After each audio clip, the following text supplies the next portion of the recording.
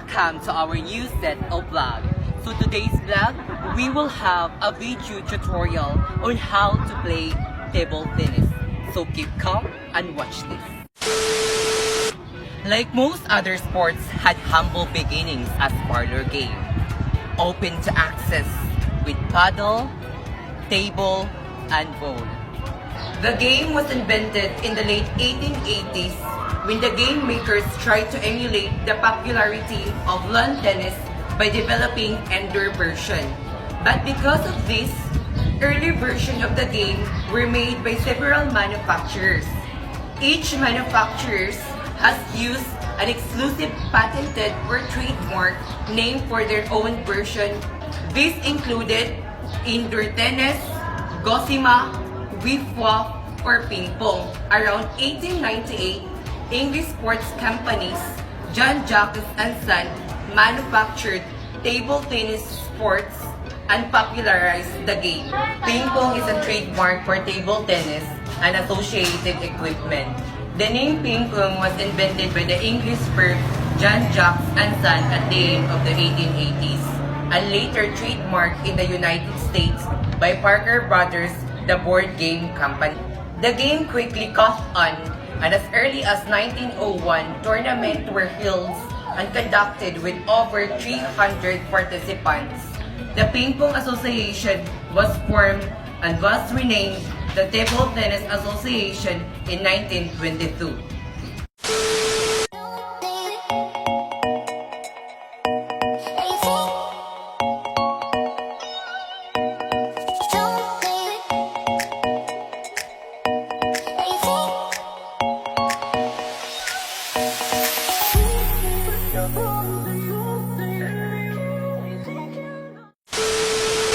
So here are the facilities and equipment needed for table tennis.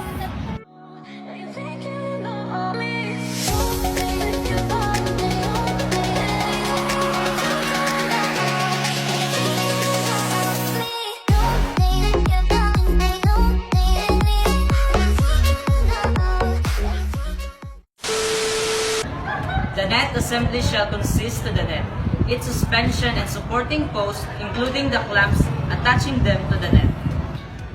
The net shall be suspended by a cord attached at each end to an upright post 15.25 cm high.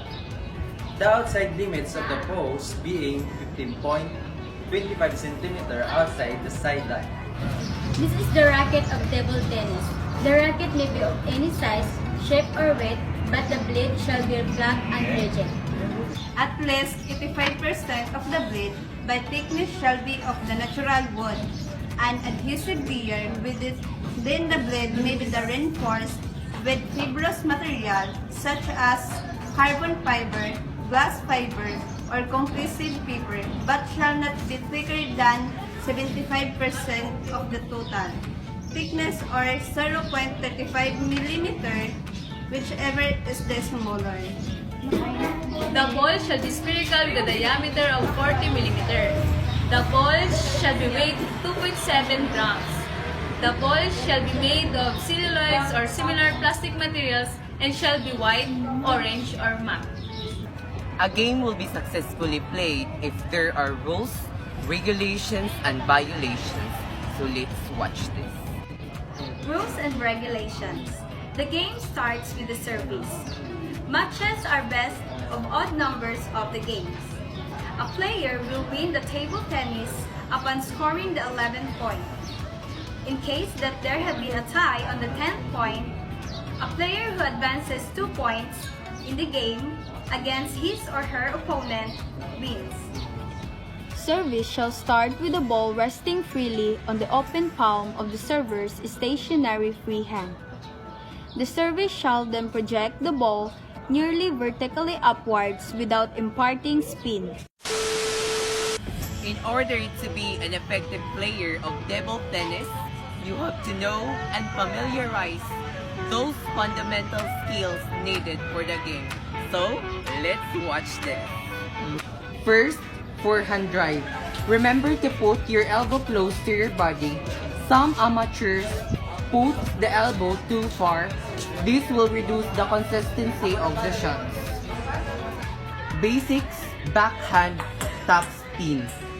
Bigger ball means that you have more fractions of a second before doing the stroke, so your backhand top spin should be a deadly weapon. Forehand push and backhand push. After having a good foundation of feeling the ball and having a relaxed grip, you will start to learn the timing. The backhand flick is nowadays considered as the standard technique using backhand flick to return all the top spin or side spin short serve. Backhand loop or the underspin ball. This technique seems to be the hardest one for beginners. However, it is not as hard as you think.